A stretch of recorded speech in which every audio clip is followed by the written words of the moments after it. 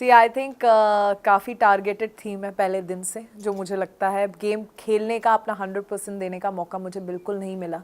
बहुत कम रही हूँ इस घर में। एंड एक नैरेटिव के साथ जो मुझे प्रेजेंट कर दिया, एक सेट करके लोगों के दिमाग में कि ये बहुत ज़्यादा फेक है, ये बहुत प्रिपेयर्ड है, बहुत ओवर कॉन्फिडेंट है, बहुत कुछ चीज़ें मुझे लगता है लोगों के दिमाग में पहले ही डाल दी गई।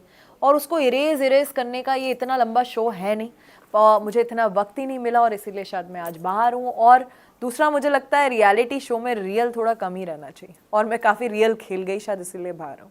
जैसे आपने कहा कि आप रियल खेल गए, तो आपको क्या लगता है फिर कौन फेक खेल रहा है? मोस्टली लोग फेक खेल रहे हैं, इसीलिए वो अंदर हैं।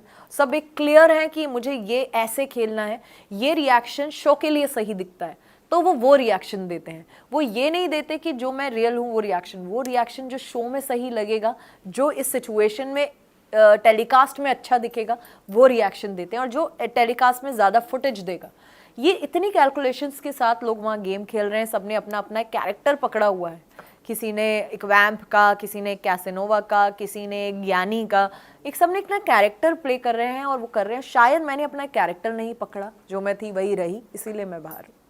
कई बार ऐसा होता है कि मैम कुछ चीज़ सडनली हो जाती है और वो आइकॉनिक डायलॉग बन जाता है, आइकॉनिक हुक स्टेप बन जाता है। जी अगर आज गूगल पे सर्च करके बिग बॉस ओटीटी पे किसने किस किया, तो आपका नाम आता है। जी क्या लगता है कि ये इतना बड़ा इशू बन जाएगा, आपको लगा था? जी, पता नहीं क्यों कंट्रोवर्सी से मेरा पीछा छूटता ही नहीं। जहाँ कंट्रोवर्सी होती है वहाँ आकांक्षा पूरी आ ही जाती है, या कंट्रोवर्सी मेरे पीछे पीछे आ जाती है।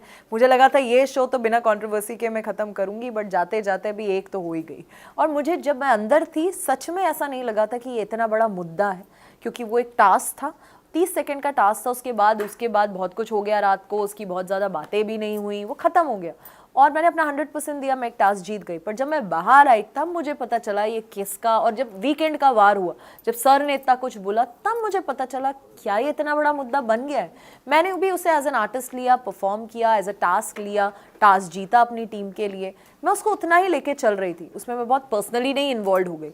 बट वो इतना बड़ा मुद्दा बन जाएगा ये मुझे भी नहीं पता था। जो वीकेंड के वार पे मुझे पता चला, बाहर आई तब पता चला कि इतना कुछ उस पे ट्रेंड हो रहा है। बट ये भी मुझे पता चला वो हाईएस्ट टीआरपी मिली है उस एपिसोड को, तो I don't know what to say about that. Salman sir ने आप सभी की तरफ से माफी मांगी जी जी उसमें क्या कहना है?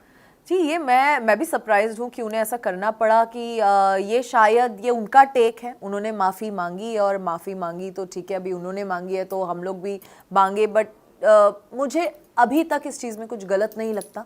इसलिए जब सर ने भी मुझे बोला, मैंने सिर्फ यही बोला जो मैं बोलूँगी कि ये एक टास्क था, मैंने सिर्फ इसे एज अ टास्क लिया। एज एन आर्टिस्ट मैंने इसको एक सीन जैसा लिया, मैं को स्टार के साथ परफॉर्म करी, उसको उतना ही लिया बस। उससे ज़्यादा मेरे लिए एक कुछ मुद्दा नहीं रखता है, और उतना ही है मेरे लिए।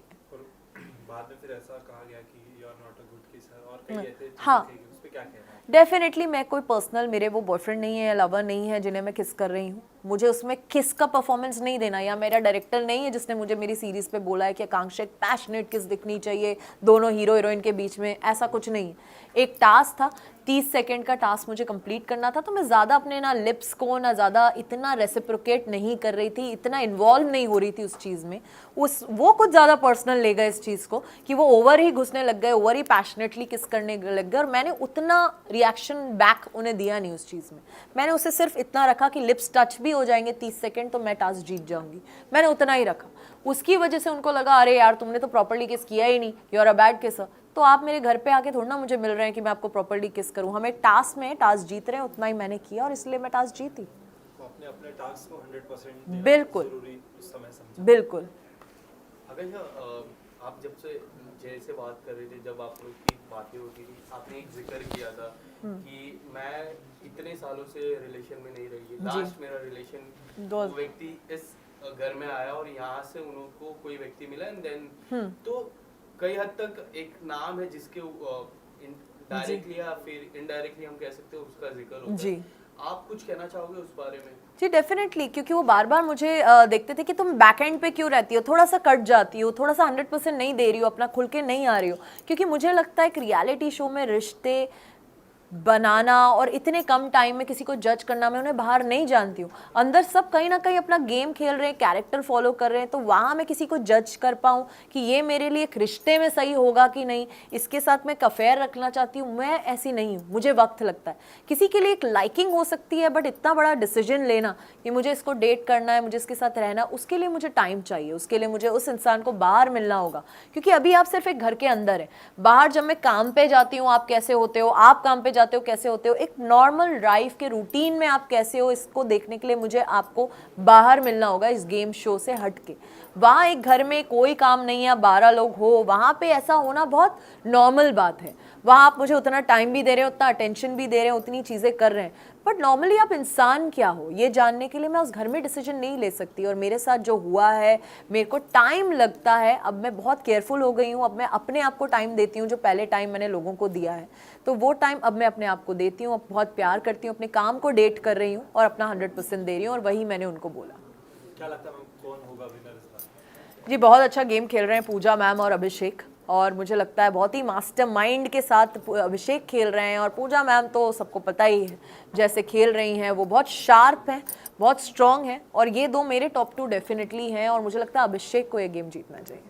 तो जो ऑडियंस थी जिनको आपका एज विनर देखना था वो ख्वाहिश अधूरी रह गई, उन्हें क्या कहना चाहेंगे? यार मैं बहुत बहुत सैड हूँ एंड सो सॉरी गाइस कि आपने मुझे इतना प्यार दिया, इतना सपोर्ट किया, बट मैं इतनी जल्दी बाहर आई, आपको डिसअपॉइंट किया, उसके लिए सॉरी। पर बहुत ही जल्दी आप मेरा बहुत सारा बहुत ही अच्छा काम देखेंगे, and thank you for always loving me.